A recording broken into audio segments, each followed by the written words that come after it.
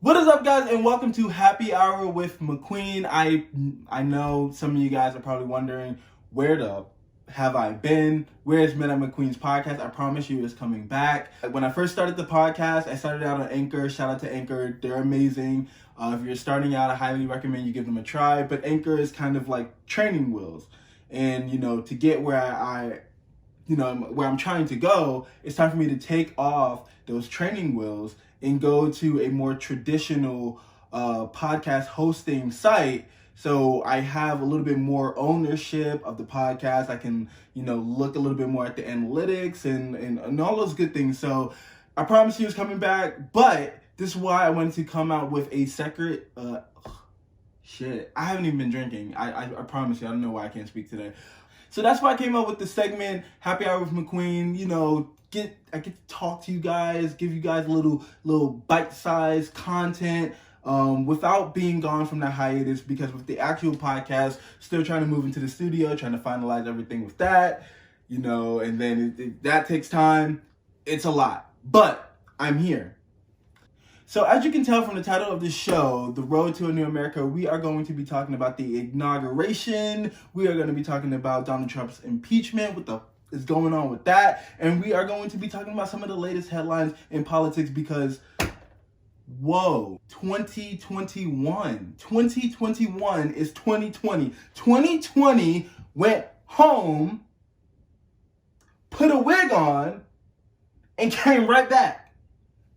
You not slick. Anyways, let's go ahead and get into this inauguration. Kamala Harris and Joe Biden. First of all, let me just say congratulations to both of them. Congratulations to Joe Biden. Congratulations to Kamala Harris, President and Vice President. It is official. We knew it was going to be official months back, but it's official. Seeing Kamala Harris get sworn into the White House. She is the first Black female, the first South Asian female, the first female vice president.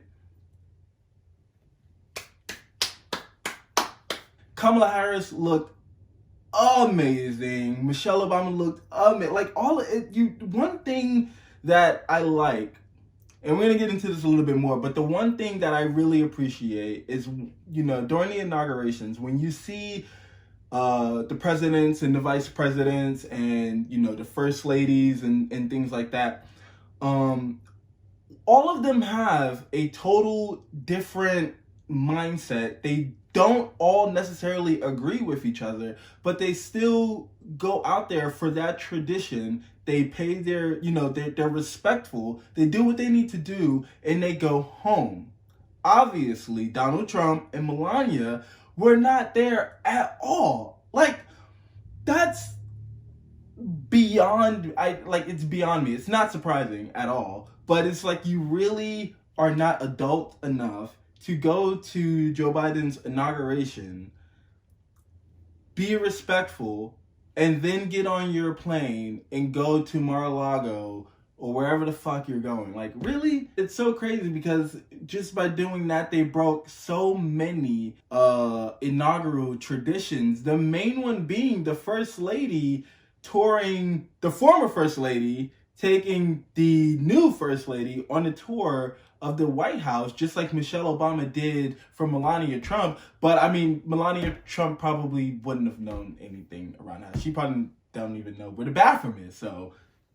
But anyway, shout out to all of the former presidents, vice presidents, first ladies, all of that. Everybody looked amazing, and it's such a good feeling on inauguration when you see everybody coming together. So let's talk about Biden's unity speech. And if you guys see me looking down, it's because I have my notes here. This speech was so important because just a couple of weeks ago, the storming of the Capitol, Donald Trump really wasn't saying anything to calm those people down. Terrorists, they were not protesters, they were terrorists. Those terrorists down, and it really, I mean, sometimes we definitely feel a divide. But that day, just seeing like so much hate and the Make America Great hats and the noose that was outside of Capitol Hill. Like, I feel like his speech that he did today, it was definitely needed, because we aren't going to get anywhere. Whether you have Democratic, Republican, we're not going to get anywhere if we do not work together. At the end of the day, we may not agree on the same things. We may not have the same beliefs, but we need to at least work together, because at the end of the day, we still have, I'm not even going to say that. Like, it was such a good day today. It felt so good, even with Trump in the speeches. Like, get out of here. You're dealing with all the shit that we dealt with in 2020, coronavirus, riots, police brutality, MAGA terrorists running freaking crazy in West Virginia through, what is that, Country Cafe? What is the name of that? Cracker Barrel? Come on. But anyways, in his speech, he said he promised to be a president for all Americans. Unity is the path forward, and we must meet the moment at the United States of America. If we do that, I guarantee you, we will not fail. Yes, finally, after 4 years, 4 of this Cheeto running around, running amok, we finally have somebody in the White House that is preaching unity. That is what we need. We do not need to be divided, okay? It was insane that it got to the point to where it got. I would wake up sometimes and I would feel like I was back in the segregation days. That's almost what it felt like. And then when these crazy extremist militia people will go out and do crazy shit, he wouldn't say anything. Another major highlight for me was Eugene Goodman. Now, if you guys were not paying attention, maybe you guys didn't catch the inauguration or whatever, Eugene Goodman is the officer that was going viral. We seen him, he was at the bottom of the steps trying to fight off. The cameraman was filming him. He was the only officer there trying to fight off all those people. And when he was coming up the steps, if you look to the right, I'm going to put the picture right here.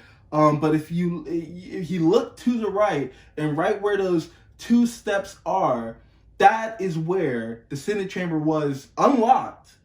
And he, in a split second, he decided to do something to try to defer the group away from the Senate chambers, which is crazy brave on his part. He was the only person that was there. The person that was filming, I don't know if he was part of the news or whatever, but that person was not going to help him. He did not have backup. It was literally just him. They really wanted to. They could have probably really hurt him. They could have killed him. And he decided to put his life on the line to save everybody who was in that chamber on the Senate floor. So today he was promoted to acting deputy sergeant, and he was escorting Vice President Kamala Harris to the podium. Man, that is like, now see, that is a real life hero. Give him all of his flowers. I wish him nothing but the best. He's definitely, when I seen that video, I was like, this man is definitely a hero in my eyes. He deserves everything that is coming his way, and I hope he gets many more recognition, because once again, the only officer at that time. Imagine if he wasn't thinking and he would have directed that mob to the Senate chambers or just to that hall, and people started playing with doors and stuff like that and realizing that the door was open, and then they went in there to all of a sudden, it would have been, man, it would have been bad. Well, let's talk Donald Trump's impeachment, because I'm pretty sure now that the inauguration is over with, that's pretty much the next thing that's on everybody's mind, what's going to happen with his impeachment trial. I know it's definitely all over my mind. And a big question, a major question that everybody has is, after the elections in Georgia, and now that the Democrats hold majority of the Senate seats, is it enough to charge Trump without votes from the Republicans? Unfortunately not. It's just not enough. Even with Kamala Harris, Vice President Kamala Harris, it's still not going to be enough for an impeachment trial. So the new prosecutors that were appointed by Nancy Pelosi, they are going to have to bring the heat.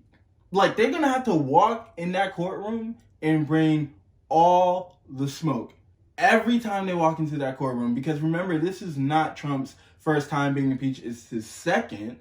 And his first time, he was acquitted on charges of abuse of power, which could have handed it to them on a silver platter. This man was waving around all his abuse of power and the things that he was doing all over our faces, and he was not being apologetic about it. Like withholding aid from, the Ukraine, if the Prime Minister of Ukraine did not agree to investigate Joe Biden's son, still profiting from his businesses while in office from foreign leaders, spending hundreds of millions of tax dollars on vacation and luxury,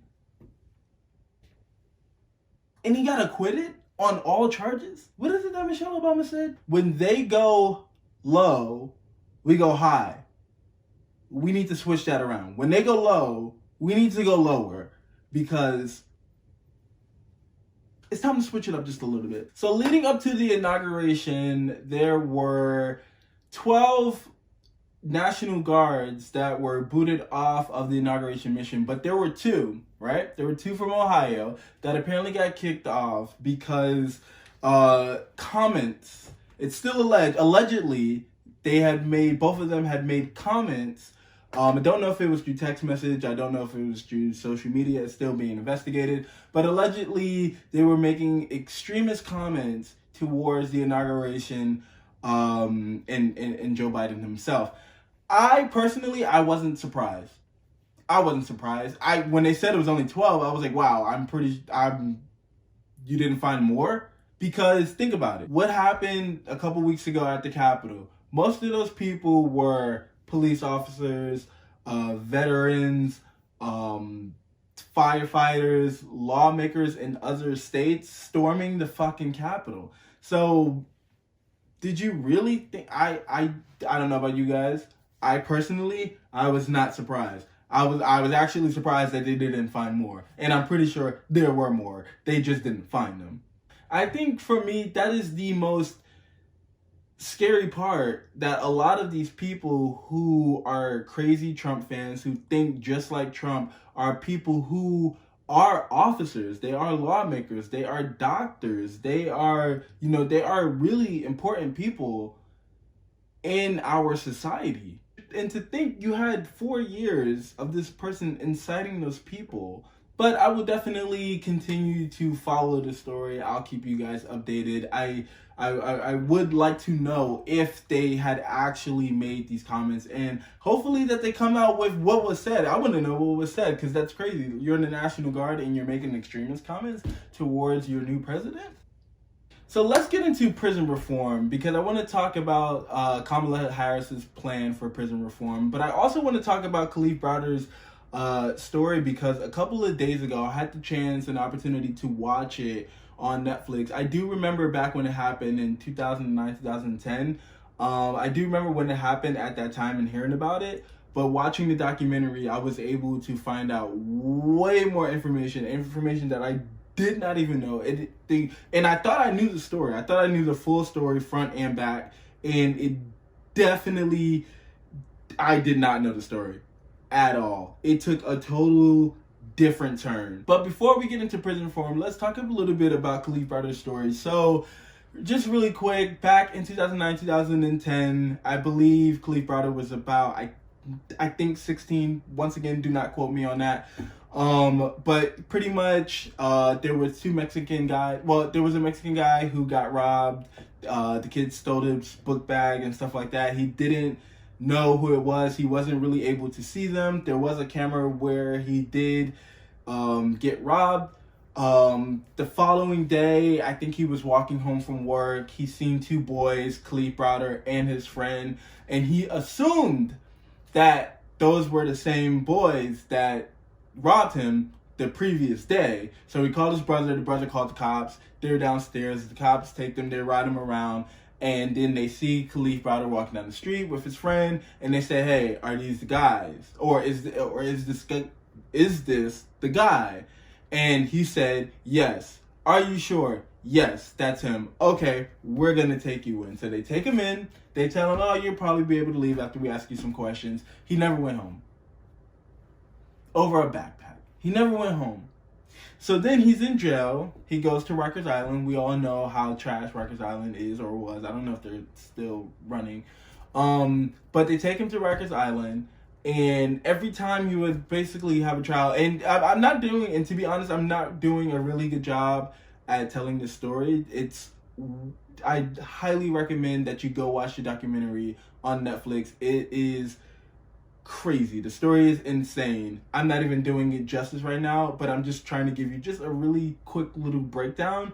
And I also don't want to give you guys too much information.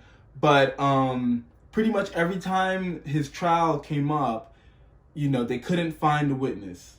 Turns out that the witness actually flew back to Mexico, and they couldn't get in touch with him. Even his own brother could not get in touch with him. So they did not have a witness. But they kept saying, we have a witness, and we're still working with him. Can we push it back? So they keep pushing it back and pushing it back and pushing it back. And before you know it, he was in Rikers Island for 3 years. More time that he would have spent in there, even if he actually stolen the book bag. He was beaten, stabbed, starved to death. He was put in solitary confinement for 150 something days, at a time, consistently.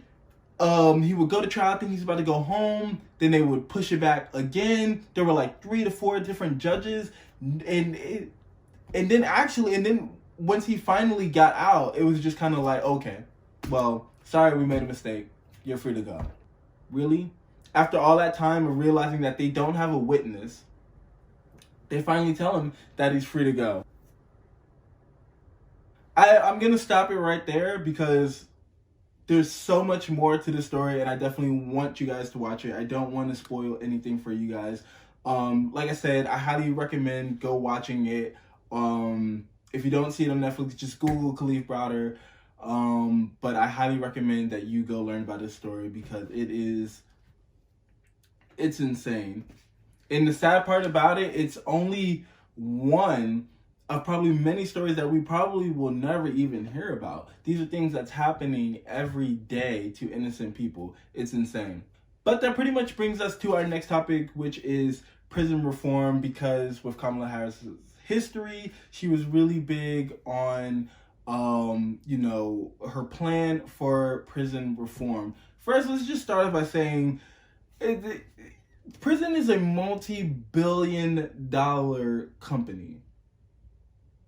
industry. It's a multi-billion-dollar industry. I'm going to say that again. It's a multi-billion-dollar industry. The simple fact that it's an industry at all is insane. We all know that America incarcerates more people than any other country.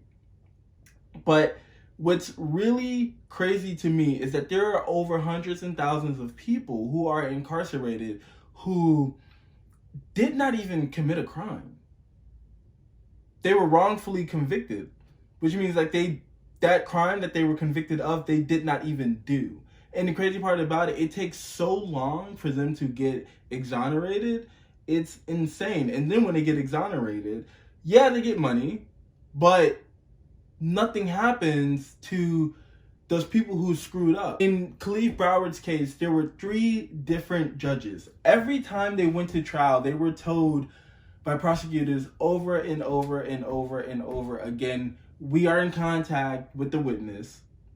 We are, we're trying to get him from Mexico to come here for the court date. Can we push it back another week?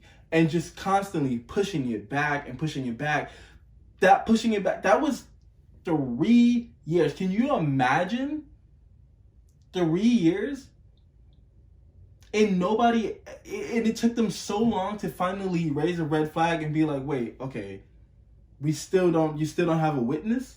It's been how long? After the first year, I'd have been like, you don't have a witness. It's been a year and you still don't have a witness for a case about a stolen book bag. There was no evidence. There was no nothing. But I honestly feel like, yeah, okay, you give them money, cool. But the people that are wrongfully convicting innocent people, they need to be held accountable. I feel like if you, like, for instance, when you're a doctor, right? And there's probably going to be some people that's not going to agree with me, but when you're a doctor and somebody dies under your watch, you get investigated, right? And when you get investigated, if there was some wrongdoing that caused to a wrongful death, you can go to jail. And I feel like the same thing should happen to judges, police officers, lawyers, or whoever who partake in wrongfully convicting people, because there are very shady things that goes on, and your job is like it. I personally, I thought it was innocent until proven guilty, and not guilty until proven innocent. So I feel like they should be helping these people. I get it. I get it. You want to treat everybody like they're a criminal when they come to your courtroom. Okay, cool. I get it. But on cases like there's no evidence. Okay, what if there's no evidence? How are you holding this man in jail? It's not rocket science. And then when you release these people, it's kind of like, oh, my bad. And then just let them go about their way. So let's talk about Kamala Harris's prison reform plan. So according to Vox.com, her plan is set to include the legalization of marijuana, which I want to get you guys' opinion on this. Do you guys feel like once marijuana is legal in a certain state, should people that are in that state, or if it gets to the federal level, but wherever it is legal, people that were locked up for it before, do you feel like they should be released? Or do you feel like, well, they committed the crime when it was illegal, so they need to do their time? Or do you feel like, well, it's legal now and people are going to be benefiting, profiting, using, so why not let them out? Comment below, let me know what you think, because I definitely want to know your opinion. Abolish minimum sentences. I think that is, I think that I'm still a little iffy about that.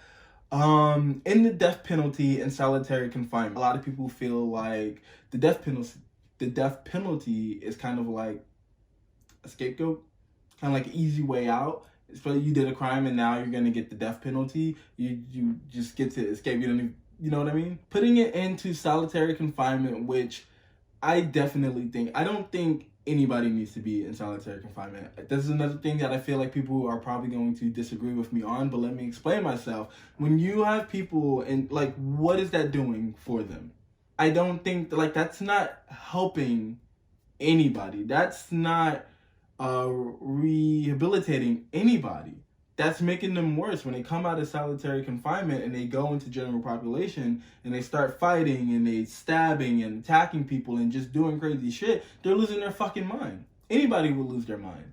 So even if you have this killer who is a serial killer and just was ruthless, putting him in solitary confinement and making him even worse, what is that gonna do? How is that helping anybody? Even if he has a life sentence and he's not going back out to the regular world, putting him in solitary confinement, you might as well keep him there for the rest of his life, because as soon as he goes back into general population, he's going to be right back into solitary confinement because he's crazy. So I definitely agree with ending solitary confinement.